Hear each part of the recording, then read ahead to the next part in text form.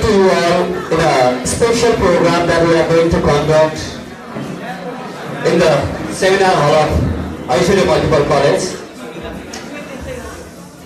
Actually, we have some special guests today from Adhyatmik Vishwavidyalaya, India. Actually, in these days, our participation, our interest towards Adhyatma, towards spirituality, towards ethics, morality, they are in declining order. So, we would like to enhance the knowledge of spirituality to our students. That's why we have invited some of the special guests here from Adhyatmik Vishwavidyalaya.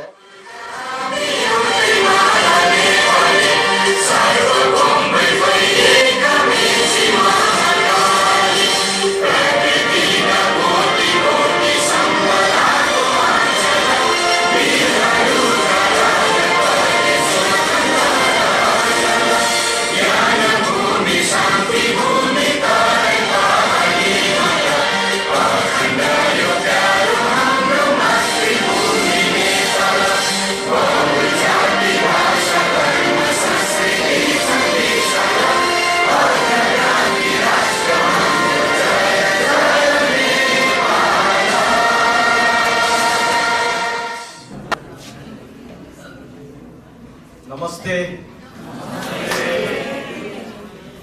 तपाईलाई कस्तो छ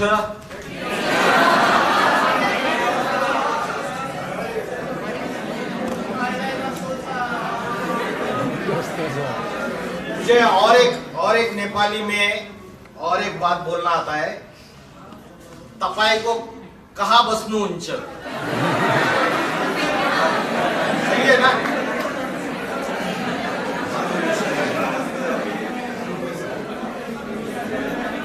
अच्छा आज का जो seminar है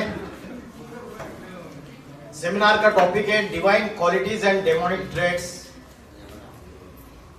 आपके principal college के और स्टाफ सभी स्टूडेंट्स सभी को मैं धन्यवाद बोलता हूं और आज का कार्यक्रम शुरुआत करते हैं आज का ये सेमिनार स्टार्ट करने से पहले 2 मिनट के लिए हम मेडिटेशन करेंगे आपने सभी ने बचपन से मेडिटेशन किया होगा लेकिन मेडिटेशन की जो एक्यूरेट मेथड है श्रीमद् भगवत गीता में इसकी एक्यूरेट प्रोसीजर बताई हुई है आप सभी जब मेडिटेशन करते हो तो आंखें बंद करके मेडिटेशन करते हैं या आंखें खुली करके मेडिटेशन करते हैं बंद करके करते हैं लेकिन नेपाल जो है नेपाल ये ऐसी धरती है जहां सारे विश्व से लोग आते हैं पशुपतिनाथ के दर्शन करने के लिए और पशुपतिनाथ जो यादगार है वो शिव की यादगार है और शिव की जितनी मूर्तियां हैं जितने मंदिर बने हुए हैं उनके जितने चित्र बने हुए हैं वो जब मेडिटेशन में बैठते हैं तो आंखें बंद है उनकी या आधी खुली आधे बंद है पार्शियली ओपन है आंखें आपने अगर ध्यान से देखा his eyes are not completely closed partially closed partially open so Shiv ये सबसे बड़ा योगी है इस धरती में और शिव जो है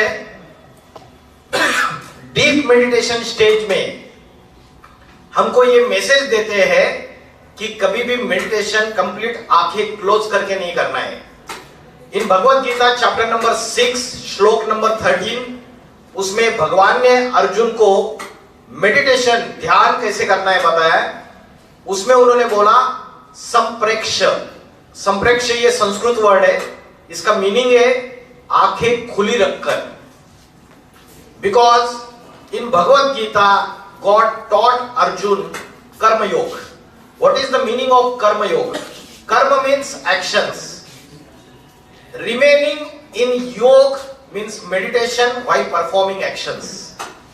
कर्म करते हुए अगर हम मन को एकाग्र करें, बुद्धि को कॉन्सेंट्रेटेड रखें, तो हम कर्मयोगी हो गए।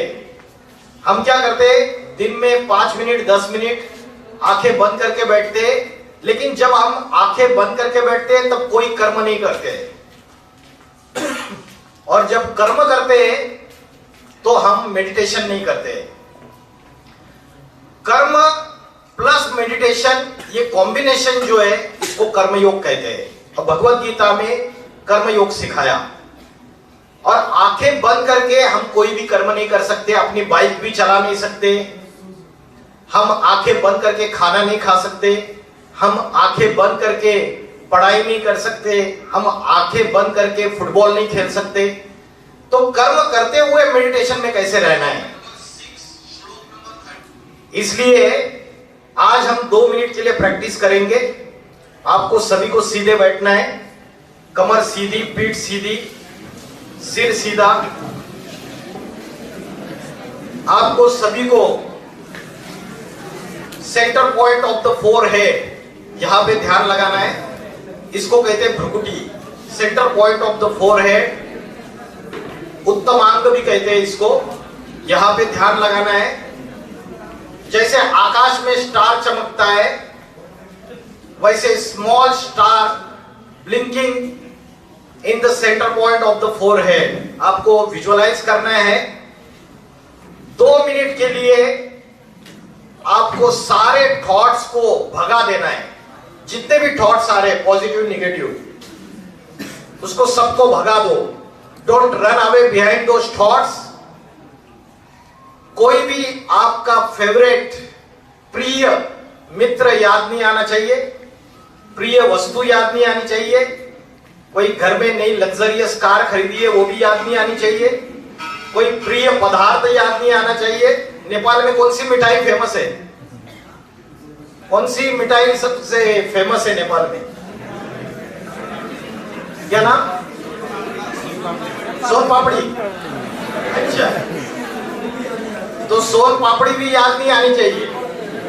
2 मिनट के लिए आपको सबसे detach, forget everything, disconnect from the world, relatives, काका मामा चाचा ताऊ, कोई भी याद नहीं आना चाहिए। कंप्लीटली डिस्कनेक्ट करो वर्ल्ड। 2 मिनट के लिए जो इंटरनल पीस है उसको एक्सपीरियंस करो।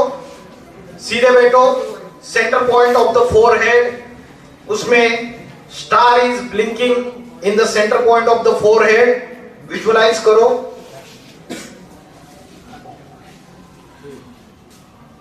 I am a point of light blinking in the center point of the forehead. एक ही थॉट करना है, बाकी कोई भी थॉट नहीं।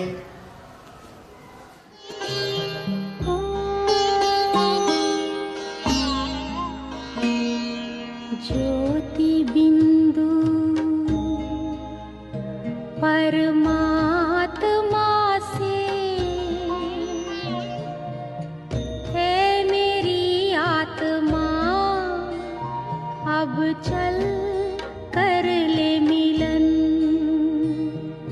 परमानंद का अनुभव कर, ओ परमानंद का अनुभव कर, तू धन्य बना जीवन। ज्योति बिंदु परमात्मा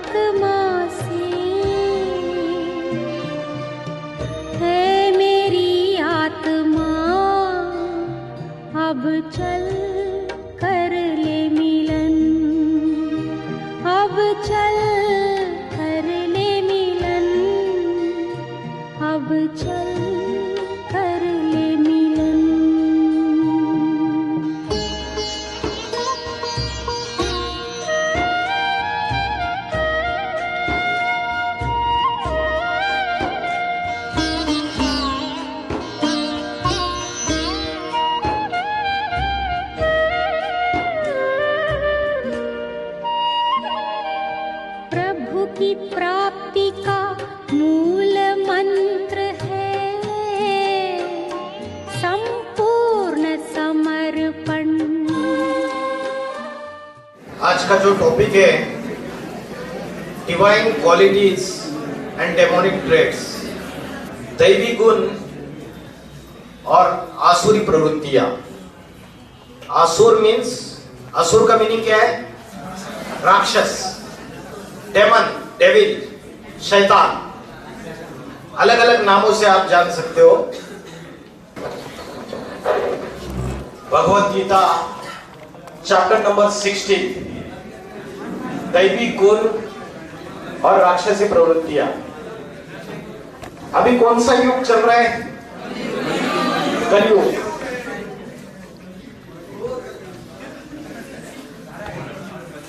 एकदम परफेक्ट आंसर दिया इन्होंने। सिर्फ कलयुग नहीं चल रहा है, घोर पापी कलयुग चल रहा है। दुनिया में पाप, भ्रष्टाचार, अत्याचार, दुख, अशांति, हिंसा, आतंकवाद सब ये अति में बढ़ता चला जा रहा है। अभी दुनिया 3rd वर्ल्ड वॉर के कगार पे खड़ी है और किसी भी समय 3rd वर्ल्ड वॉर स्टार्ट हो सकता है। भगवत गीता में और कोई भी स्क्रिप्चर है, चाहे कुरान है, बाइबल है, उसमें 2 ही प्रकार की कैटेगरीज बताई है। एक स्वर्ग और दूसरी नरक। बाइबल में लिखा है हेल और हेवन, और कुरान में लिखा है, क्या लिखा है? जन्नत और दोजक या जहन्नुम। 2 ही कैटेगरीज है, और उसमें भी 2 कैटेगरी सभी धर्मों में लिखी है। ये जो सृष्टि है इसमें 2 ही कैटेगरीज है, एक है देवता और दूसरा है राक्षस। कुरान में उसको बोला है फरिश्ता और शैतान, और बाइबल में उसको बोला है एंजल्स और डेमन। तो ये 2 कैटेगरीज की है, तीसरी कैटेगरी नहीं की है, मनुष्य। क्यों? क्योंकि मनुष्य जब गलत कर्म करता है, पाप कर्म करता है, दुराचार करता है, भ्रष्टाचार करता है, व्यभिचार करता है, तो मनुष्य राक्षस कहलाता है। और मनुष्य अपने अंदर जब डिवाइन क्वालिटीज को एस्टैब्लिश करता है तो मनुष्य देवता कहलाता है। नर से नारायण बन सकता है। और भगवान ने अर्जुन को जो पढ़ाई पढ़ाई, वो नर से नारायण बनने की पढ़ाई पढ़ाई।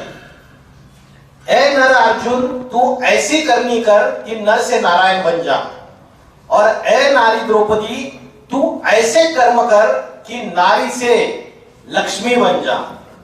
तो आज कलयुग में आज हम स्वर्ग एक्सपीरियंस कर रहे हैं या नरक एक्सपीरियंस कर रहे हैं?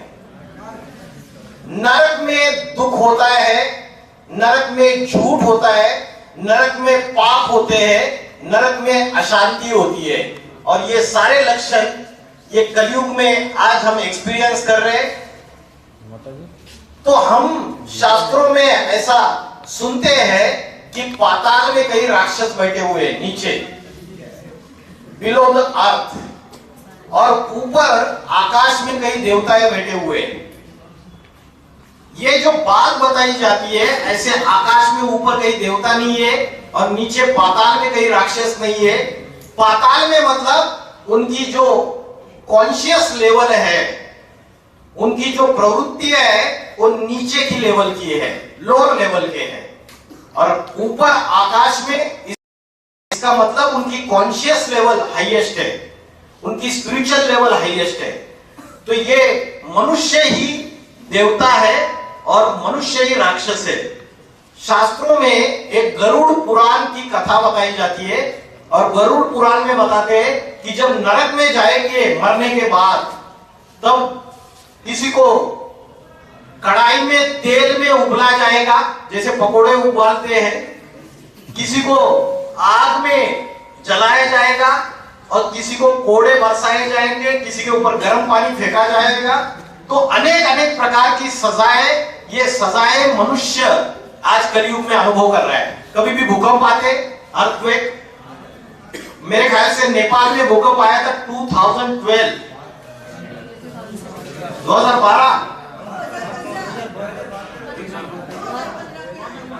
15 में आया था।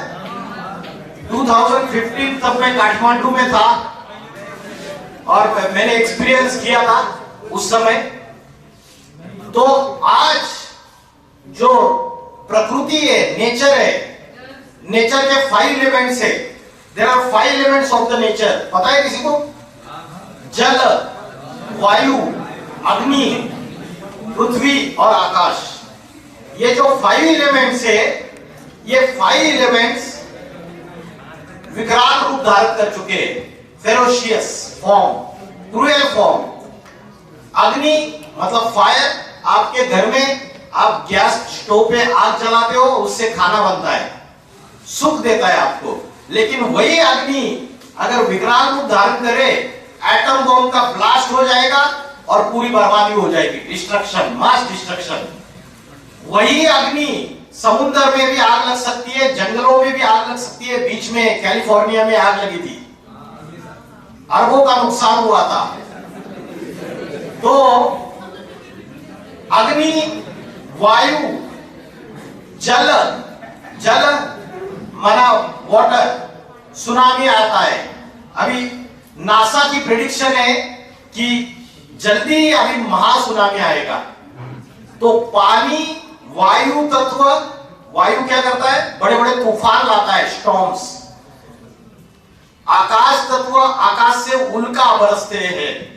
और अभी हालत ये चल रही है ग्लोबल वार्मिंग कि सूर्य के जो हॉट रेज है वो डायरेक्टली धरती पर आ रहे हैं, अल्ट्रावायलेट रेज। ओजोन का लेयर डिप्लीट हो रहा है, कंप्लीट एनवायरमेंटल डिग्रेडेशन हो रहा है, क्योंकि प्रकृति मनुष्य को सहयोग नहीं दे रही है। उसका कारण क्या है? उसका कारण यह है कि हमने प्रकृति के साथ, नेचर के साथ छेड़खानी की। नेचर को हमने छेड़ा और नेचर को छेड़ने की वजह से nature, for every action there is equal and opposite reaction, Newton third law of motion. तो नेचर रिएक्शन दे रहा है अभी मनुष्य का।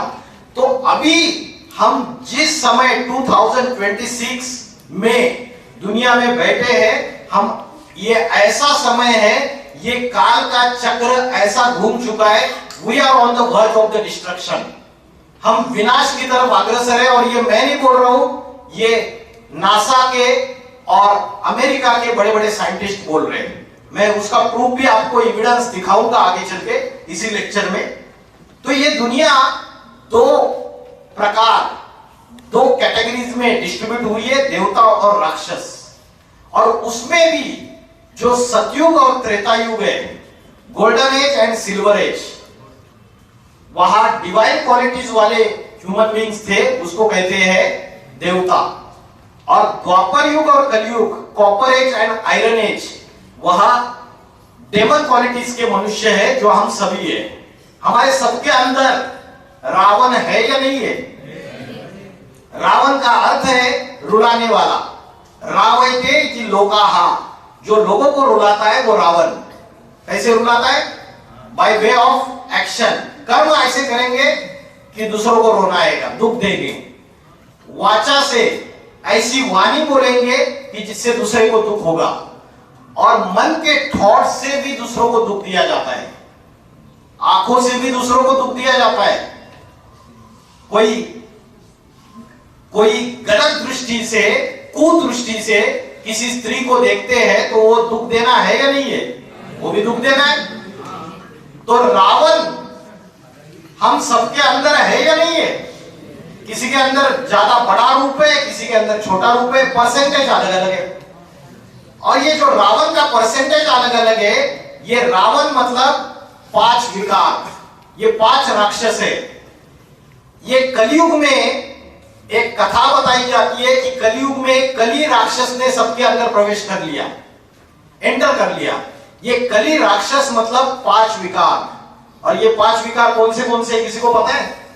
जिससे हमारी स्पिरिचुअल एनर्जी डिक्रीज होती है, जिसकी वजह से हमारे अंदर के डिवाइन क्वालिटीज डिक्रीज होते हैं और डेमोनिक ट्रेट्स बढ़ते जाते हैं, राक्षसी प्रवृत्तियां बढ़ती जाती है। ये 5 विकार है। The first one is the काम, सेकंड क्रोध, थर्ड वन लोभ, चौथा है मोह और पांचवा है अहंकार। सुना था आपने कभी ये? काम, क्रोध, लोभ, मोह, अहंकार। काम का अर्थ क्या है? काम का अर्थ कार्य नहीं है, काम का अर्थ है कामना। कामना मतलब इच्छा, इच्छा मतलब desire. And which is the strongest desire amongst all the desires which can not be easily controlled? कौन सी है? जिसको कंट्रोल इजीली कर नहीं सकते, बाकी सारे डिजायर्स को फिर भी कंट्रोल कर सकते हैं। ये है लस्ट। काम मतलब विषय वासना, लस्ट। सेकंड एंगर, क्रोध। तीसरा है लालच, ग्रीड। लालच क्या है पता है? मेरी थाली में जो परोसा हुआ है वो तो खाऊंगा ही, लेकिन सामने वाले की थाली में जो परोसा है उसको छीन के खाऊंगा। ये लालच है। और सनातन धर्म की परंपरा है, सहज मिले सो दूध बराबर, मांग लिया सो पानी और छीन लिया सो खून बराबर। तो छीनने की जो प्रवृत्ति है वो विधर्मियों की प्रवृत्ति है, वो सनातन फॉलो करने वालों की कभी प्रवृत्तियां नहीं है, सत्य को फॉलो करने वालों की प्रवृत्तियां नहीं है। काम, क्रोध, लोभ, मोह, अटैचमेंट। अटैचमेंट मतलब लगाव। लगाव लग जाता है ना आजकल, किसी से भी लगाव लग जाता है। और जब लगाव लग जाता है तब खाना खाने बैठते हैं और याद उसकी आती रहती है, पानी पीने बैठते हैं उसकी याद आती रहती है। तो ये लगाव एक बीमारी है, ये भी दुख देता है और ये भी एक विकार है, एक राक्षसी प्रवृत्ति है। और पांचवा है अहंकार, ईगो। किसी को अपनी बुद्धि का अहंकार है, घमंड है। किसी को अपनी बॉडी का अहंकार है, मैं बड़ा बॉडी बिल्डर हूं। किसी को अपनी सुंदरता का अहंकार है। किसी को अपने धन का अहंकार है कि मेरे पास बहुत पैसा है। तो काम, क्रोध, लोभ, मोह, अहंकार, ये राक्षस, 5 राक्षस है जो कलयुग में सबके अंदर एंट्री हो चुके हैं। किसी के अंदर ज्यादा परसेंटेज है उसका, किसी के कम परसेंटेज है। क्राइम पेट्रोल सीरियल देखिए आपने कभी? क्राइम पेट्रोल सीरियल में कोई भी एपिसोड निकालो आप, कोई भी, और उस एपिसोड में जो क्राइम कमिट किया उसका अगर कॉज आप ढूंढेंगे तो 1 लाइन आंसर या 1 वर्ड में आंसर मिलेगा, या तो लस्ट, या तो एंगर, या तो ग्रीड, या तो अटैचमेंट, या तो ईगो। इन 5 में से एक ही रीजन होगा कि जिसकी वजह से उसने क्राइम कमिट किया। और आज सारी दुनिया क्रिमिनल बनती जा रही है। कोई क्रिमिनल ऐसे है जो पकड़े जाते और कोई क्रिमिनल ऐसे है जो कभी पकड़े नहीं जाते। लेकिन यहां पकड़े नहीं गए, यहां की पुलिस से वो बड़ा से बड़ा पुलिस बैठा हुआ है। अभी समय ऐसा आ रहा है कि अभी सुधरो, नहीं तो सब कुछ खत्म। तो सतयुग और त्रेतायुग ये डिवाइन क्वालिटीज के मनुष्य रहते हैं। आपके सामने ये जो साइकिल दिख रहा है, चक्र, ये काल चक्र है। देयर आर 4 युगास, सतयुग, त्रेतायुग, द्वापर युग और कलयुग। सतयुग को बोलते हैं गोल्डन एज, मुस्लिम लोग बोलते हैं जन्नत, क्रिश्चियन लोग बोलते हैं पैराडाइज या हेवन, और हिंदू लोग बोलते हैं उसको स्वर्ग या वैकुंठ या राम राज्य या सतयुग। सबने उसको अलग अलग नाम दे दिए, लेकिन है एक ही कंसेप्ट जो आइडियल नेशन की कंसेप्ट है। एक धर्म, एक राज्य, एक भाषा, एक जाति, एक राजा, ये आइडियल नेशन की कंसेप्ट, यही सतयुग है, यही राम राज्य है। और आज क्या है? आज अनेक जातियां, अनेक धर्म, अनेक भाषाएं, अनेक राजनीतिक पॉलिटिकल पार्टीज, और पॉलिटिकल पार्टीज में हर एक के ओपिनियन एक ही अलग अलग है, अलग अलग है। जैसे रावण को 10 मुख है तो 10 मुख से वो 10 अलग अलग बातें करेगा, 10 अलग अलग बुद्धि चलाएगा। वैसे आज की दुनिया का हाल है, सब तुंडे तुंडे मतिर भिन्ना।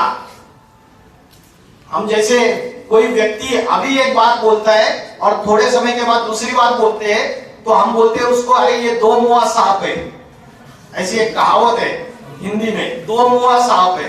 तो रावण को तो 10 मुख थे, तो आज 10 धर्म सारी दुनिया में फैले हुए हैं, ये रावण के 10 मुख है। और वो 10 मुख अलग अलग बातें बता रहे हैं, हम इंटरनेट पे सोशल मीडिया पे देख रहे हैं, हम कंफ्यूज हो रहे हैं कि सही बात क्या है, सत्य क्या है। तो सतयुग गोल्डन एज है और अभी हम बैठे कलयुग। कलयुग को काला दिखाया है, ब्लैक एनर्जी। शक्तिमान सीरियल देखा है आपने? शक्तिमान सीरियल में किल्विश विलन, उस सीरियल का जो विलन है वो किल्विश नाम था उसका। और किल्विश काले कपड़े पहनता था और कहता था अंधेरा कायम रहे, अंधेरों का सरताज। कि सोसाइटी में, समाज में और देश में निगेटिविटी फैलनी चाहिए। ये इविल फोर्सेस की ये इच्छा रहती है, ये मंशा रहती है कि सोसाइटी में निगेटिविटी फैलनी चाहिए, नकारात्मकता फैलनी चाहिए। हमारा जो युवा है वो नशे में रहे, ड्रग्स लेता रहे, अफीम, गांजा, गंदी चीजें देखता रहे, इंटरनेट पे, सोशल मीडिया पे, व्हाट्सएप पे, टिकटॉक पे, स्नैपचैट पे, इंस्टाग्राम पे, यूट्यूब पे, फेसबुक पे नकारात्मकता देखता रहे। ऐसे किल्विश इस दुनिया में बैठे हुए हैं। वो अकेला नहीं है, उसके हैंड्स भी है बहुत सारे, वो दुनिया को निगेटिविटी में ढकेल देते हैं। और शक्तिमान के जो कलीग्स है वो ज्ञान की ज्योति फैलाते हैं, वो स्पिरिचुअल लाइफ फैलाते हैं दुनिया में। तो ये जो युद्ध है, बैटल है, वो निगेटिविटी का पॉजिटिविटी से बैटल है। इसलिए बोला है तमसो मा ज्योतिर्गमय। तमसो माना तमस माना अंधकार, from darkness to light. Spiritual journey ये अंधकार से प्रकाश की ओर लेके जाता है। आज हम जो एजुकेशन ले रहे हैं, आप कौन से स्टूडेंट्स हो, क्या पढ़ रहे हो आप? BBS, bachelor in business studies. Okay, BBS, आप बीबीएस की पढ़ाई पढ़ रहे हो, चाहे मेडिकल की पढ़ाई हो, इंजीनियर की पढ़ाई हो, चाहे कंप्यूटर साइंस की पढ़ाई हो, चाहे बीबीएस की पढ़ाई हो, ये पढ़ाई को बोलते हैं फॉर्मल एजुकेशन या सेकुलर एजुकेशन। 2015 के पहले नेपाल ये डेमोक्रेटिक कंट्री नहीं था, इसमें प्रजातंत्र नहीं था। उसके पहले एक राजा होता था और प्रजा होती थी। अभी प्रजातंत्र गवर्नमेंट जब आई तो आपकी गवर्नमेंट बन गई सेक्युलर। सेक्युलर माना धर्मनिरपेक्ष। एक तरफ बोलते हैं रिलीजन इज माइट और दूसरी तरफ बोलते हैं कि हमें किसी धर्म की अपेक्षा नहीं है। तो सेक्युलर एजुकेशन आज जो आप पढ़ रहे हो ये सेक्युलर एजुकेशन है। आज से 50 साल पहले आप पीछे जाइए, क्या नेपाल में ये एजुकेशन होता था? 100 साल पीछे जाइए, भारत की भूमि, नेपाल की भूमि, इसमें आध्यात्मिक शिक्षाएं दी जाती है, उसको बोला जाता है स्पिरिचुअल एजुकेशन। गुरुकुल होते थे। आप हिस्ट्री थोड़ा खंगालो, पीछे जाओ, ये 30-40 साल में जो चेंजेस हुए हैं, ड्रास्टिक चेंजेस, और उसकी वजह से हम पतन की तरफ जा रहे हैं, डिग्रेडेशन की तरफ। ऐसा नहीं कि 7 स्टार होटल बन गए, 5 स्टार होटल्स बन गए, बड़े बड़े मॉल्स बन गए, इंटरनेट टेक्नोलॉजी आ गई, आर्टिफिशियल इंटेलिजेंस आ गया, रोबोटिक्स टेक्नोलॉजी आ गई, हम मंगल पे जा रहे, हम चंद्रमा पे जा रहे, स्पेस स्टेशन आ गए, बहुत सारी टेक्नोलॉजी आ गई, तो दुनिया ऊपर जा रही है। नहीं, दुनिया डिग्रेडेशन की तरफ जा रही है, नीचे जा रही है, अंधकार की तरफ जा रही है।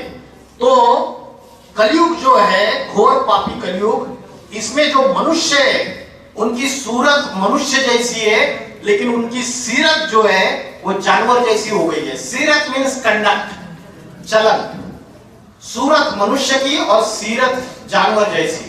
राक्षसी प्रवृत्तियां बढ़ती चली जा रही है। न्यूज़पेपर में हम देखते हैं, न्यूज में सुनते हैं कि छोटी छोटी बच्चियों के ऊपर बलात्कार हो रहे, रेप केसेस। थोड़े पता चलते हैं, बाकी सारी चीजें पता नहीं चलती है। ह्यूमन ट्रैफिकिंग हो रहा है। सृष्टि में अंधकार फैलता जा रहा है। पॉजिटिविटी बहुत कम दिखाई दे रही है और नेगेटिविटी ज्यादा दिखाई दे रही है। तो देवी गुण मतलब हायर कॉन्शियस स्टेज और राक्षसी प्रवृत्तियां मतलब लोअर कॉन्शियस स्टेज। तो ये कॉन्शियसनेस क्या है और भगवत गीता का जो 16वां अध्याय है उसमें डिवाइन क्वालिटीज कौन से आप में से किसी ने आज तक कभी भगवत गीता पढ़ा है? किसी ने एक ने भी, किसी ने भी नहीं देखा है। गूगल पे, इंटरनेट पे, यूट्यूब पे सब जगह अवेलेबल है। आप एक बार संस्कृत पढ़ने की जरूरत नहीं है, आप आपके नेपाली देवनागरी लिपि में भी पढ़ सकते हैं। एक प्लेन रीडिंग दीजिए आप, तो आपको पता चलेगा कि वर्तमान जो प्रेजेंट वर्ड है इससे आप कोरिलेट कर सकते हो इसको। तो भगवत गीता का 16वां अध्याय का पहला श्लोक, अभय सत्व संशुद्धि ज्ञान योग व्यवस्थिता दानम दमश्च यज्ञस्य स्वाध्याय स्तपार्जवम, ये डिवाइन क्वालिटीज है। अभय मीन्स निर्भयता, फियरलेसनेस। झांसी की रानी, पृथ्वीराज चौहान, महाराणा प्रताप, छत्रपति शिवाजी महाराज, ये फियरलेसनेस, मन बुद्धि की सफाई, cleanliness of the mind and intellect. जैसे आप रोज शरीर की सफाई करते हैं और शरीर की सफाई करने के लिए क्या करते हैं? आप रोज नहाते हैं और साबुन भी रगड़ रगड़ के लगाते हैं ताकि शरीर का मैला साफ हो सके। हाथ में लगाते हो साबुन।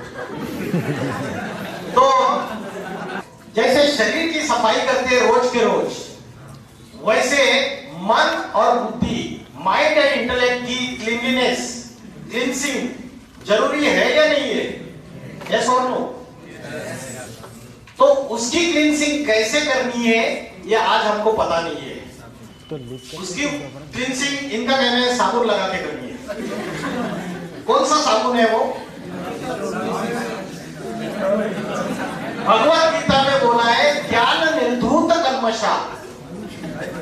भगवत गीता में बोला है ज्ञान निर्धूत कल्मषा। जो आध्यात्मिक ज्ञान है, स्पिरिचुअल नॉलेज है, उससे आप अपने आत्मा के ऊपर का, मन के ऊपर का मैला साफ कर सकते हो। जैसे शंकर की जटा से क्या निकली? गंगा निकली। तो लोगों को लगा कि ये पानी की गंगा है और हजारों सालों से पानी की गंगा में नहा रहे हैं।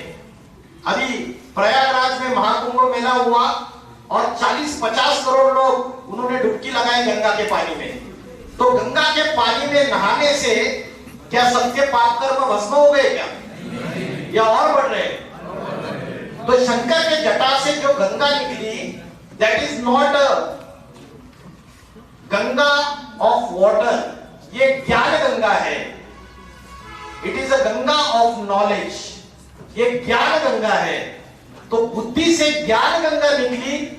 इसको चित्रकार कैसे दिखाएगा? चित्रकार जब पेंटिंग करता है तो ही कैन नॉट शो कि भगवान आए और भगवान की बुद्धि से ज्ञान निकला, स्पिरिचुअल नॉलेज। तो भगवान के बुद्धि से स्पिरिचुअल नॉलेज निकला। इसको चित्रकार ने दिखाया कि पानी के रूप में, जैसे पानी होता है, पतला होता है, महीन होता है, बहता रहता है, वैसे स्पिरिचुअल नॉलेज जो है वो बहुत सूक्ष्म है और वो बहता रहता है, फ्लो होता रहता है। तो ये शरीर का मैला साफ करने के लिए पानी है और मन और बुद्धि का मैला साफ करने के लिए स्पिरिचुअल नॉलेज है, आध्यात्मिक ज्ञान है, जो आज हम भूल चुके हैं पूरी तरीके से। आज किसी भी स्कूल, कॉलेज, यूनिवर्सिटी में आध्यात्मिक ज्ञान की पढ़ाई नहीं पढ़ाई जाती। आज भारत में, नेपाल में, दूसरे कंट्रीज में इंजीनियर्स तैयार हो रहे, वकील तैयार हो रहे, डॉक्टर तैयार हो रहे, लेकिन क्या चारित्र्यवान मनुष्य तैयार हो रहे? कैरेक्टर फॉर्मेशन हो रहे? कैरेक्टर लेस हो रहे। तो ऐसे मनुष्य से ये समाज, ये देश उन्नति की तरफ जाएगा या डिग्रेडेशन की तरफ जाएगा? समझो नेपाल में धनगढ़ी में एक फ्लाईओवर का कंस्ट्रक्शन कर लिया सिविल इंजीनियर ने, और उसने 2 नंबर का मटेरियल यूज कर लिया, 2 नंबर का सीमेंट, 2 नंबर का माल यूज कर लिया और बहुत सारा कमीशन खाया और 3rd ग्रेड का मटेरियल यूज करके वो फ्लाईओवर का कंस्ट्रक्शन कर लिया और 6 महीने में वो फ्लाईओवर कोलैप्स हो गया और हजारों लोगों की मौत हो गई उस फ्लाईओवर के कोलैप्स होने की। तो ये एजुकेशन, जो एजुकेशन एथिकल वैल्यूज नहीं देता है, मोरल वैल्यूज नहीं देता है, ऐसा एजुकेशन समाज को पतन की तरफ लेके जाता है। आज के डॉक्टर्स, बड़े बड़े हॉस्पिटल्स बने हुए हैं और डॉक्टर्स अगर पेशेंट जाता है और उसकी किडनी निकाल के एक्सपोर्ट कर देते हैं करोड़ों रुपीस में। ऐसे स्कैम बाहर आ रहे हैं या नहीं आ रहे? सारे ही एक जैसे नहीं है। मैं कंसेप्ट को जनरलाइज नहीं कर रहा हूं। कोई 10% अच्छे लोग भी है इस दुनिया में जिसकी वजह से ये दुनिया टिकी हुई है आज भी, लेकिन 90% सभी कोलैप्स होता जा रहा है। नैतिकता अपने नीचे की लेवल पे जा रही है, पतन में जा रही है। तो मन बुद्धि की सफाई ये डिवाइन क्वालिटी है। तीसरा है ज्ञान योग में निरंतर रहना। योग इस शब्द का अर्थ क्या है, किसी को पता है? योग का लिटरल मीनिंग क्या है? योग का अर्थ है जोड़ना, कनेक्शन। किसको किससे जोड़ना?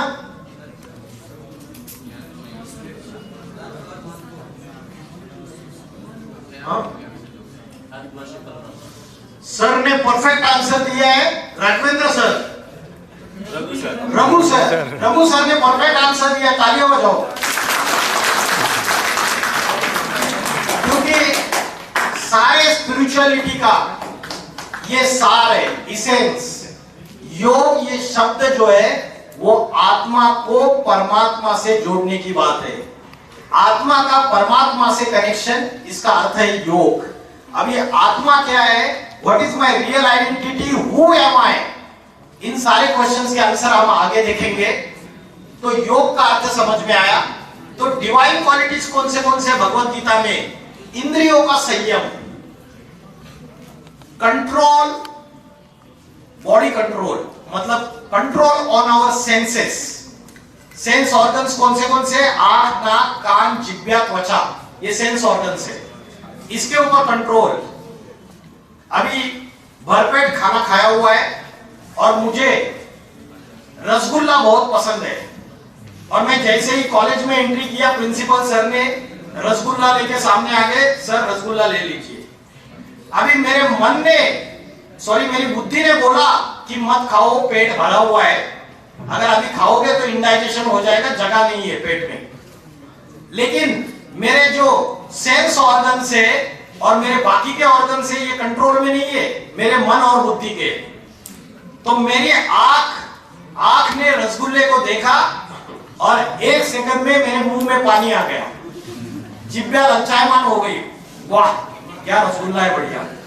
मेरे हाथ आगे चले गए, मैंने रसगुल्ला उठाया हाथ से, हाथ भी एक फिजिकल ऑर्गन है, वो भी कंट्रोल में नहीं है, और मुंह में डाला। तो मेरे कोई भी सेंस ऑर्गन्स और दूसरे ऑर्गन्स मेरे कंट्रोल में नहीं है। तो भगवत गीता कहती है जो इंद्रियों को कंट्रोल में रखता है वो योगी, और जिसके वश में अपनी इंद्रियां नहीं है वो भोगी। 2 कैटेगरी से, योगी और भोगी। तो इंद्रियों का संयम जो है, इंद्रियों का कंट्रोल करने वाले जो मनुष्य है वो मेडिटेशन करते हैं, योग करते हैं, और वो करने का उनका समय कौन सा है? सबसे अच्छा समय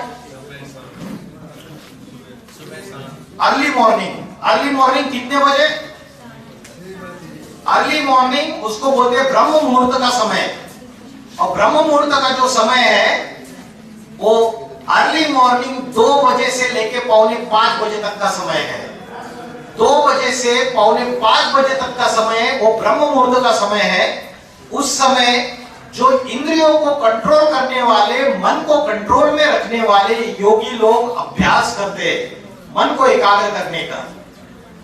तो इंद्रियों का संयम, आत्म विषयक अध्ययन, उसके बाद अहिंसा, सत्य, झूठ न बोलना, क्रोध का त्याग करना, बचपन से हम सीखते आए ये बातें, नॉन वायलेंस, धैर्य, पेशेंस, संयम, तो ये सारे डिवाइन क्वालिटीज है। इसमें में एक ही डिवाइन क्वालिटी आज हम देखेंगे, वो है मन बुद्धि की सफाई, cleansing of mind and intellect.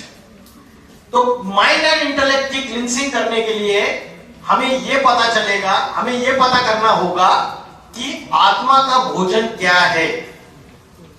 क्योंकि मेरी जो रियल आइडेंटिटी है, वो रियल आइडेंटिटी आज मैं भूल चुका हूं। What is my real identity? Who am I? Ask this question to yourself कि मैं कौन हूं। आज मैं अपने आप को क्या समझ के बैठा? मैं अपने आप को समझ के बैठा फिजिकल बॉडी, और फिजिकल बॉडी समझने की वजह से आज क्या हो गया? फिजिकल बॉडी समझने की वजह से आज हमने अपनी आइडेंटिटी उसी के आधार से बताना चालू कर दी। हमने अपनी आइडेंटिटी क्या बताई? कि मैं अमोल हूं, मैं इंजीनियर हूं, मैं वकील हूं। हमने अपनी आइडेंटिटी बताई, मैं हिंदू हूं। किसी ने बताया मैं मुस्लिम हूं, किसी ने बोला मैं क्रिश्चियन हूं, किसी ने बोला मैं नेपाली हूं, किसी ने बोला मैं इंडियन हूं। हमने रिलीजन के आधार से, नेशनैलिटी के आधार से, कास्ट के आधार से, अपनी क्वालिफिकेशन के आधार से हमने अपनी आइडेंटिटी बताना चालू कर दिया। That is not my permanent identity, that is a temporary identity. मेरी जो परमानेंट आइडेंटिटी है और जो मेरी रियल आइडेंटिटी है, वो मैं आज भूल चुका हूं। और मेरी रियल आइडेंटिटी जो है, हु एम आई, वो जब मुझे पता चलेगी तो रियल पीस एंड हैप्पीनेस मैं एक्सपीरियंस कर सकता हूं। स्पिरिचुअलिटी का जो मुख्य सार है, वो सार है कि मैं कौन हूं, इस बात को समझना। और उसका परफेक्ट आंसर क्या है? तो ये क्वेश्चन शिव शंकर भोलेनाथ उन्होंने हनुमान जी को पूछा था कि तुम कौन हो, और उसका जवाब उन्होंने क्या दिया, सुनिए आप। कौन हो तुम? मैं हनुमान। तुम्हारा नाम नहीं पूछा, तुम कौन हो? अंजनी सुत, केसरी नंदन, पवन पुत्र। तुम्हारा वंश नहीं पूछा, तुम कौन? वानर। तुम्हारी जाति नहीं पूछी हनुमान, तुम कौन?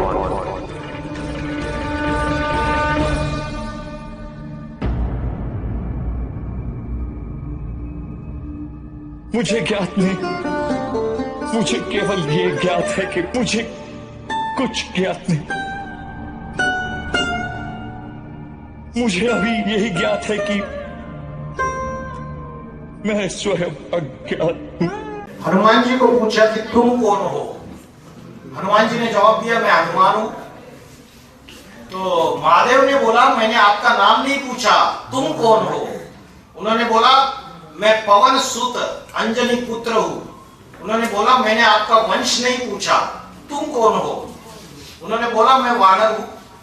तो महादेव ने बोला, मैंने आपकी जाति नहीं पूछी, तुम कौन हो?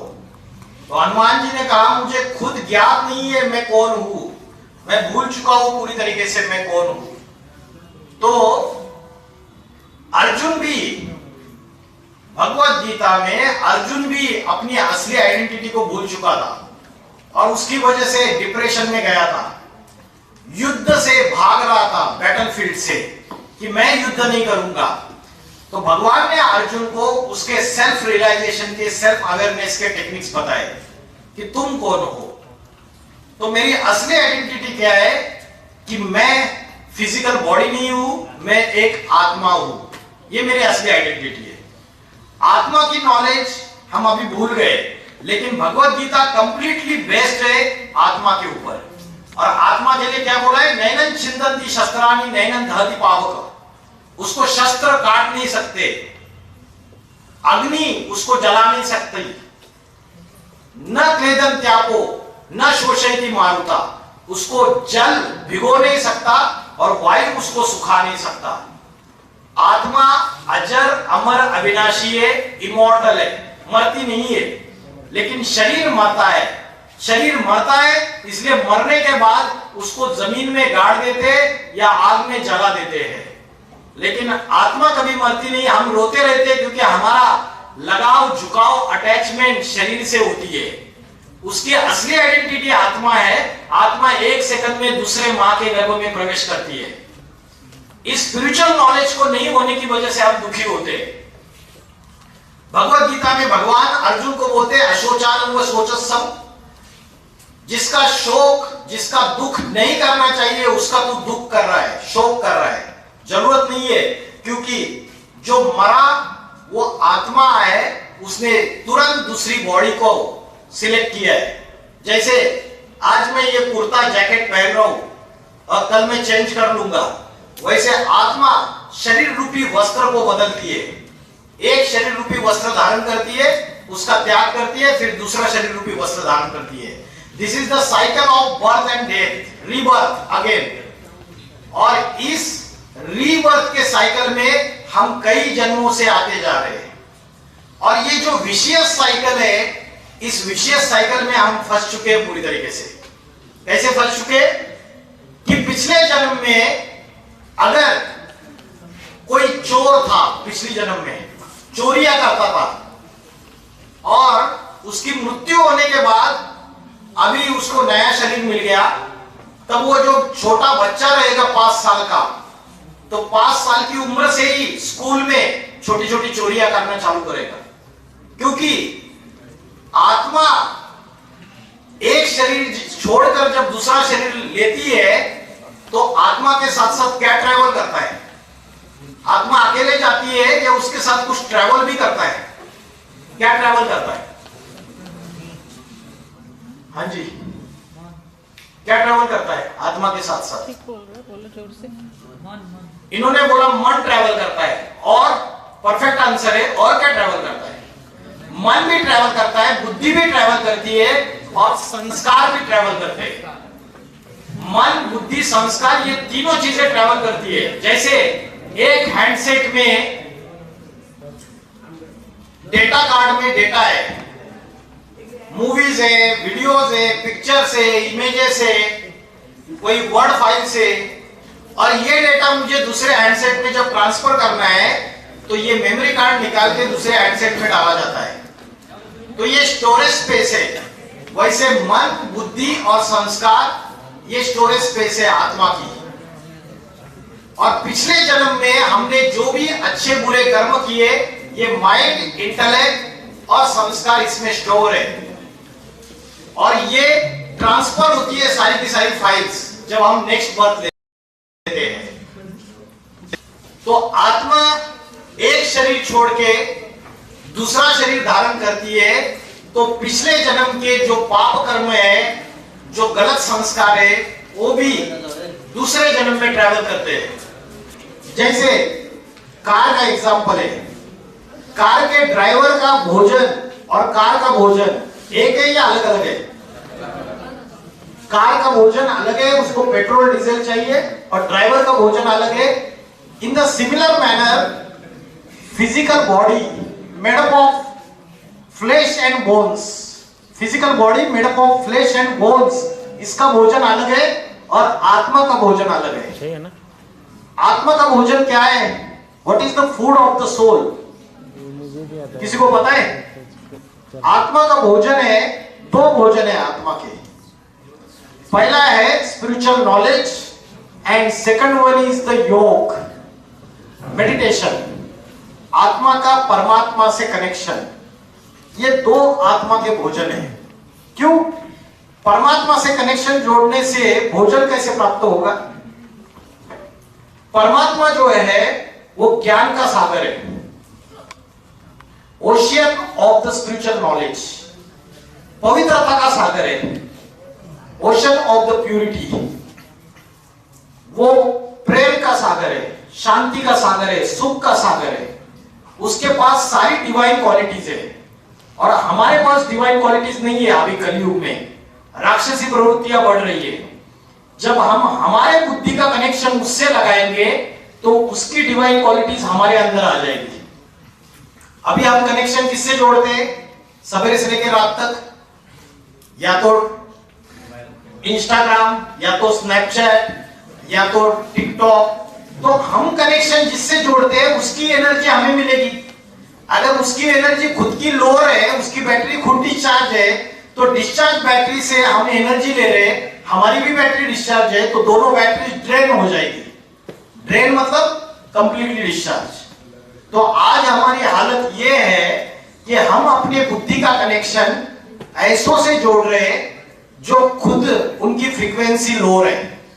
तो हमारी स्पिरिचुअल एनर्जी, हमारी फ्रीक्वेंसी कैसे बढ़ेगी? तो हमारी बुद्धि का कनेक्शन परमात्मा से जोड़ना पड़ेगा।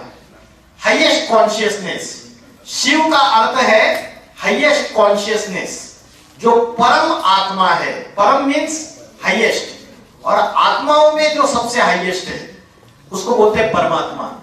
तो आत्मा के दो भोजन है, एक स्पिरिचुअल नॉलेज और दूसरा योग। और स्पिरिचुअल नॉलेज जो है वो किससे आती है? अच्छे अच्छे भगवत गीता है, या तो जो भी अच्छे अच्छे स्पिरिचुअल नॉलेज के वीडियोस है यूट्यूब में अवेलेबल है, दूसरे सोशल मीडिया उसमें भी अवेलेबल है। तो अगर आप रोज 1 घंटा कंसंट्रेशन से अच्छी बातें सुनते हो तो उससे क्या होगा? गुड थॉट्स अंदर आएंगे और जो निगेटिव थॉट्स है वो भाग जाएंगे। अभी क्या हो रहा है? हम सवेरे से लेकर रात तक निगेटिव कचरा, गार्बेज अंदर लेते रहते हैं। तो ये जो दिमाग है हमारा, ये क्या बन चुका है? ये बन चुका है डस्टबिन। गार्बेज अंदर डालेंगे तो डस्टबिन बन गया ना। तो इस डस्टबिन की सफाई कैसे करनी है, उसके लिए क्या करना पड़ेगा? स्पिरिचुअल एजुकेशन, अच्छे विचार अंदर लेने पड़ेंगे, गुड थॉट्स अंदर आएंगे तो नेगेटिव थॉट्स भाग जाएंगे। And second one is the योग। और योग करने का अच्छा समय है ब्रह्म मुहूर्त का समय। सवेरे 4 बजे उठ जाओ। कितने बजे सोते हो आप लोग रात को? 12 बजे, 9 बजे, 9 बजे। अरे आगे जो है देवता बैठे हुए, पीछे पूछते पीछे टाइमिंग बढ़ जाएगा। 12, 1 बजे, 1 के आगे गोली लगा रहा हूं, 1 के आगे कोई है क्या?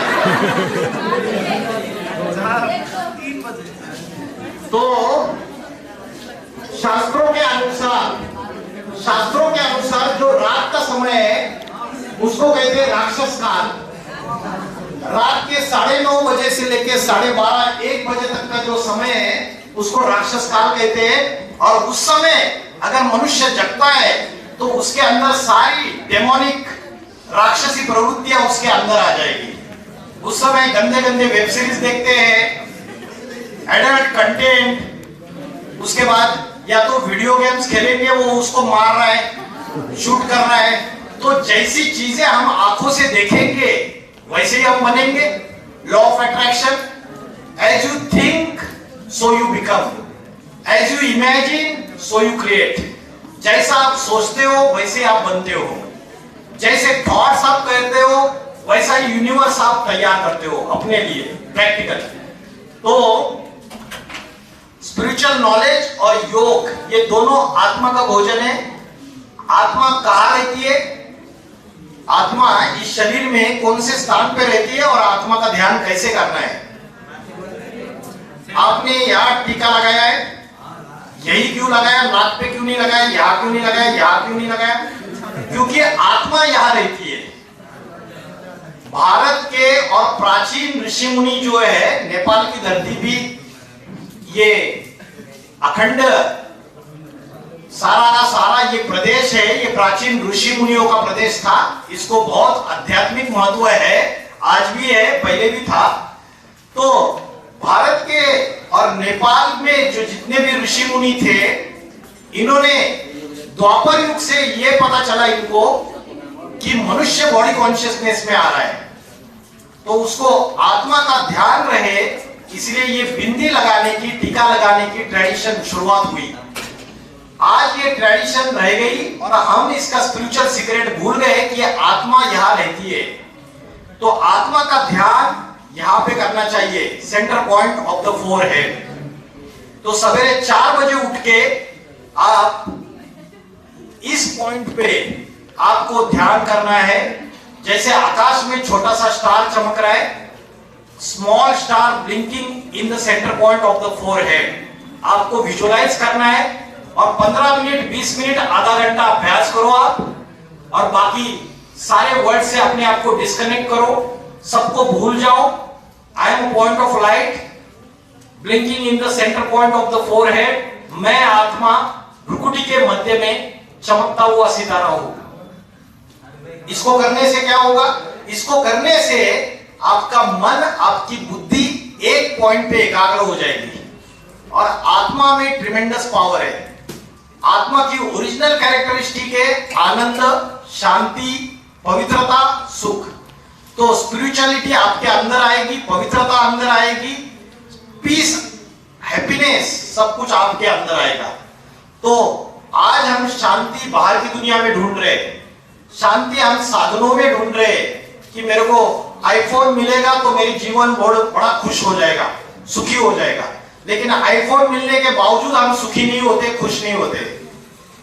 तो आज हम बाहर की दुनिया में साधनों में सुख और शांति ढूंढ रहे हैं, यह हमारी बहुत बड़ी मिस्टेक है। सुख और शांति, पीस एंड हैप्पीनेस हमारे अंदर है, बाहर नहीं है, इंटरनल है। आज हम एक्सटर्नल वेल्थ कमाने के पीछे भाग रहे हैं, लेकिन हमारी इंटरनल वेल्थ गायब होती जा रही है। आज हम एक्सटर्नल तरीके से हैप्पीनेस ढूंढ रहे हैं, इंटरनल हैप्पीनेस हमारा गायब हो रहा है। तो अध्यात्म जो है, स्पिरिचुअल एजुकेशन, वो हमें आत्मा का ध्यान कैसे करना है, आत्मा का भोजन क्या है, आत्मा कहाँ रहती है, इसका अभ्यास सिखाती है। और उसका अभ्यास करने से आनंद, पवित्रता, सुख, शांति, सब कुछ हमारे अंदर आ जाता है। क्योंकि दुनिया में अभी अशांति बढ़ रही है, घर घर में झगड़े हैं, पड़ोसियों में झगड़े हैं, समाज में झगड़े हैं, दंगे हैं, फसाद है, वायलेंस है। तो इन सब में अगर हमको सरवाइव करना है, हमको अपने आप को स्टेबल करना है, तो हमें आत्मज्ञान होना चाहिए। और आत्मज्ञान ये सबसे बड़ा ज्ञान है। कठोपनिषद नामक शास्त्र है, उसमें बोला है आत्मा नाम रथिनम विद्धि शरीरम रथमेव च। आत्मा रथी है, रथी मीन्स पैसेंजर, शरीरम रथमेव च, शरीर गाड़ी है। बुद्धि तुम सारथी विद्धि, बुद्धि सारथी है, सारथी मीन्स ड्राइवर। और ड्राइवर अगर ड्रंकर्ड है, दारू पिया हुआ है, तो गाड़ी गड्ढे में जाएगी या नहीं जाएगी? जाएगी। वैसे हमारी बुद्धि की रैशनल थिंकिंग अगर खत्म हो चुकी है, बुद्धि हमारी भ्रष्ट बन चुकी है, तो हमारी जीवन रूपी गाड़ी को गड्ढे में ही लेके जाएगी, लाइफ बर्बाद हो जाएगी।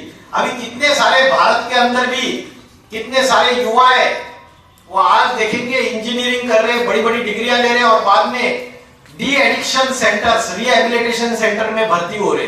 क्यों? क्योंकि गंदी गंदी लतों में फंसे हुए। तो ये जो समाज की अभी जो अवस्था है, उसका कारण है हम आध्यात्मिक ज्ञान को भूल गए। बुद्धि तुम सारथी विद्धि मन प्रग्रह में वच, मन लगाम है। इंद्रियानी हयानाहु, इंद्रिया घोड़े है, और ये इंद्रिया रूपी घोड़े जो है वो भाग रहे, कंट्रोल में नहीं है। तो उसको कैसे कंट्रोल करना है, मन को कैसे एकाग्र करना है, आत्मा का ध्यान कैसे करना है, तो इसकी जो नॉलेज है ये राजयोग में सिखाई हुई है। ये जो चित्र दिख रहा है ये राजयोग है। राजयोग जो है भगवत गीता में बोला है, राज विद्या राजगुह्यम पवित्रम इद उत्तमम। ये राजा बनने की विद्या है। आज की दुनिया में इंजीनियर, डॉक्टर, वकील बनाया जाता है, लेकिन भगवान जब इस धरती पर आते हैं टीचर बनके, वो जो विद्या सिखाते हैं वो राजा बनने की विद्या सिखाते हैं, किंग बनने की। किंग एक ही बनता है और प्रजा लाखों करोड़ों बनते हैं।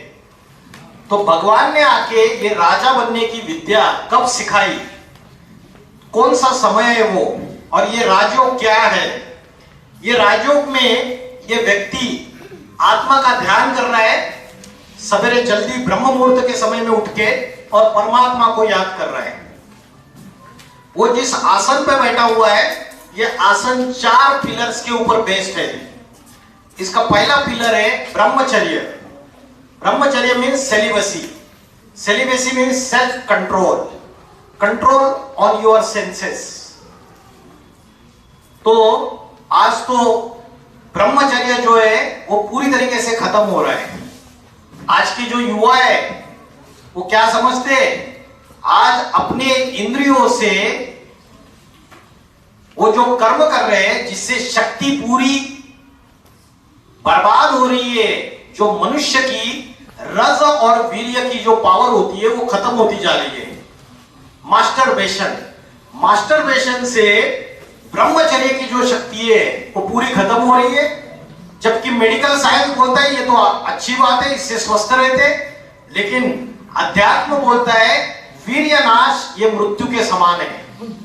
तो स्पिरिचुअल एनर्जी जिसको बढ़ानी है, जो व्यक्ति योगी रहता है वो अपनी रज और वीर्य की शक्ति, नीचे चक्र कौन सा होता है, मूलाधार चक्र, मूलाधार चक्र से स्वादिष्टान चक्र ऊपर उठाते उठाते फिर वो यहां पे वो शक्ति को स्थिरियम कर देता है। इसलिए जो स्पिरिचुअल एनर्जी है ये अपवर्ड फ्लो होना चालू हो जाती है।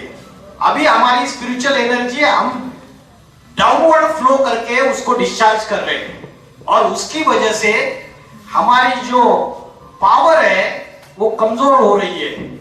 आध्यात्मिक शक्ति, मन की शक्ति कमजोर हो रही है, जिसकी वजह से टेंशन, डिप्रेशन, स्ट्रेस, चिंता, एंजाइटी, रात को नींद नहीं आना, सुसाइड्स, आत्महत्या, साइकोलॉजिकल डिसऑर्डर्स, साइकोसोमेटिक डिसऑर्डर्स, फिर हम साइकेट्रिक के पास जाते, नींद की दवाई लेते हैं, डॉक्टर के पास जाते, और ये सारी चीजें इसलिए बढ़ जा रही है क्योंकि राजयोग का जो अभ्यास है ये हम भूल गए।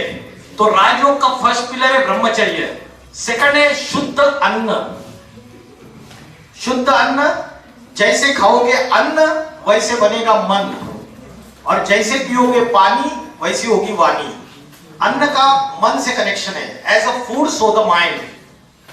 ये बात कैसे साबित होती है, आप अगर किसी रेस्टोरेंट में गए और रेस्टोरेंट में जो व्यक्ति कुक खाना बना रहा है, और खाना बनाते वक्त उसके अंदर डर्टी थॉट्स आ रहे, गंदे गंदे विचार, प्रोस्टिट्यूशन के विचार आ रहे, उसके अंदर किसी का मर्डर करने के विचार आ रहे, तो ऐसा व्यक्ति जब खाना बना रहा है तो उसके आंखों से, हाथों से वाइब्रेशन निकल रहे हैं या नहीं निकल रहे?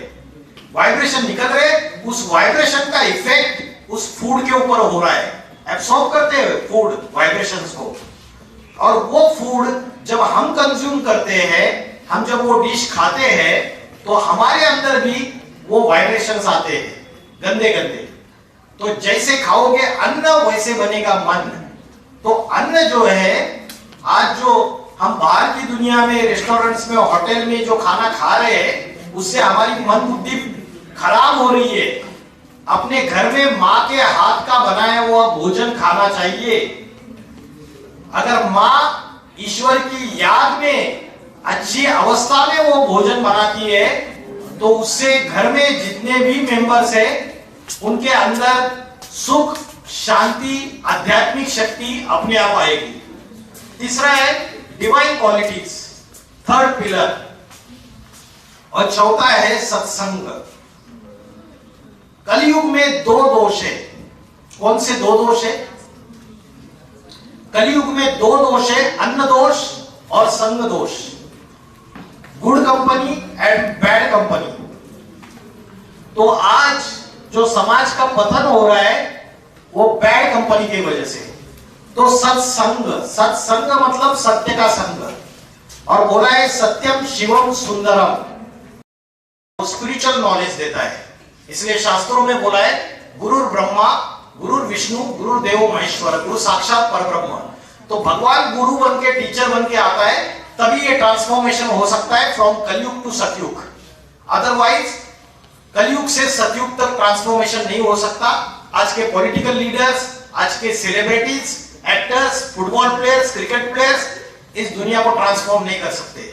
लेकिन हमने गलती की है, हमने उनको हीरो बनाया है। असली हीरो वो नहीं है, असली हीरो ईश्वर है। वो स्वयं आता है तब ट्रांसफॉर्मेशन करता है इस दुनिया में, और असत्य को बदल के सत्य में परिवर्तित करता है। ब्रह्मा के द्वारा स्थापना, एस्टैब्लिशमेंट, शंकर के द्वारा पुरानी दुनिया का विनाश, ओल्ड वर्ल्ड का डिस्ट्रक्शन, और जो नई दुनिया आएगी उसको सस्टेनेंस बाय विष्णु। विष्णु को ही नारायण बोलते हैं, लक्ष्मी नारायण का रूप, तो उसके द्वारा नई दुनिया की पालना। मैंने आपको बोला था कि साइंटिफिक एविडेंस है मेरे पास। तो अमेरिका के जो साइंटिस्ट है उन्होंने एक क्लॉक बनाया है, उस क्लॉक का नाम है डूम्सडे क्लॉक। आप गूगल कीजिए, डूम्सडे क्लॉक जो है ये प्रलय घड़ी है। उसके अनुसार उन्होंने ये बोला है कि उसके जो दोनों हैंड से जो घड़ी के, वो जब 12 के ऊपर आ जाएंगे इकट्ठा तो सारी दुनिया का विनाश हो जाएगा। और उन्होंने 3 रीजन दिए कि ये दुनिया विनाश के ओर है। पहला रीजन दिया आर्टिफिशियल इंटेलिजेंस, दूसरा रीजन दिया उन्होंने एनवायरमेंटल डिग्रेडेशन, जलवायु परिवर्तन, और तीसरा रीजन दिया न्यूक्लियर वॉर। अगर थर्ड वर्ल्ड वॉर हुआ तो न्यूक्लियर वॉर होगी। तो ये 3 रीजन दिए। और जो चौथा रीजन है आध्यात्मिक तरफ से, वो है हिंदू मुस्लिम इतना बोलकर मैं रुकता हूं। नेचुरल कैलेमिटीज, न्यूक्लियर वॉर, इससे सारी दुनिया विनाश के कगार पे जा रही है। और आने वाले समय में पापी कलयुग बदल के पावन सतयुग आ जाएगा, क्योंकि परमात्मा आके जो आत्मज्ञान देता है, वो आत्मज्ञान जो जीवन में फॉलो करेंगे, अपनी लाइफस्टाइल को बदलेंगे, ऐसे मनुष्य सिर्फ 1% से भी कम मनुष्य सरवाइव करेंगे इस धरती पर, बाकी कंप्लीट डिस्ट्रक्शन। तो ये ट्रांसफॉर्मेशन का समय है, पुराने युग से नव युग में जाने का समय है।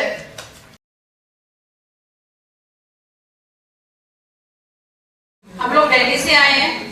आध्यात्मिक विश्वविद्यालय, जिसको हम एक परिवार मानते हैं, उसके सदस्य हैं। और जो लेक्चर अभी सर ने दिया है, ऐसे लेक्चर्स और भी हैं, आप लोग नोट कर सकते हो। स्पिरिचुअल रेवोल्यूशन यूट्यूब चैनल है, स्पिरिचुअल रेवोल्यूशन यूट्यूब चैनल है। सर के ऐसे बहुत सारे लेक्चर्स मिलेंगे, बट एक लेक्चर से आध्यात्मिक ज्ञान नहीं मिलता है। हम लोग के कोर्स क्लासेस होते हैं 1 वीक, ऑनलाइन होते हैं, फ्री ऑफ कॉस्ट है। हमने आपके कॉन्टेक्ट्स लिए हुए, तो हम लोग फोन करेंगे जो इंटरेस्टेड हैं, जिनके पास टाइम है, उन्हें लगता है कि हम अपनी स्पिरिचुअलिटी को बढ़ाना चाहते हैं, अपनी एनर्जी को, विल पावर को। तो ये 1 वीक का कोर्स है, डिफरेंट टीचर्स हैं। आप ऑनलाइन ये 1 वीक का कोर्स कर सकते हो, क्योंकि 1 घंटे में तो सर ने थोड़ा सा बताया है ना, उसमें तो नहीं पता चलता है। तो आप अगर शुरू से और ये अध्यात्म की गहराई में जाना चाहते हो, और अध्यात्म की ज्ञान या नॉलेज ऐसा नहीं है कि ये पढ़ाई में हेल्प नहीं करता है, क्योंकि इससे मन एकाग्र होता है। कंसंट्रेटेड जो माइंड है वो ज्यादा पढ़ाई पढ़ सकता है। जितने बड़े बड़े साइंटिस्ट हुए हैं, सबने श्रीमद् भागवत गीता का अध्ययन किया है, और ये हमारे चरित्र को भी बढ़ाता है। ठीक है, तो इतना बोल के मैं